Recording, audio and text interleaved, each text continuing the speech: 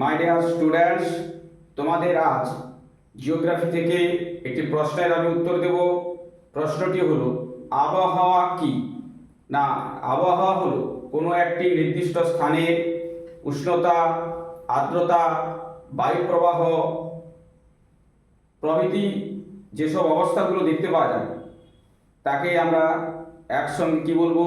না, আবহাওয়া বলবো। আবহাওয়া সাধারণত দৈনন্দিন কি হয়? পরিবর্তন হতে পারে। কেমন?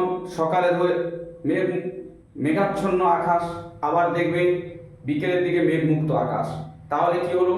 আবহাওয়ার পরিবর্তন যখন তখন ঘন্টায় ঘন্টায় পরিবর্তন হতে পারে। তাই একে আমরা কি বলবো? আবহাওয়া বলবো। কোনো একটি নির্দিষ্ট স্থানের অবস্থার পরিবর্তন হতে পারে, যখন তখন পরিবর্তন হতে পারে, একে আমরা আবহাওয়া বলতে পারি। তাহলে নিশ্চয়ই তোমরা বুঝতে পারলে আবহাওয়া কি। পরীক্ষায় পড়লে সুন্দরভাবে লিখবে।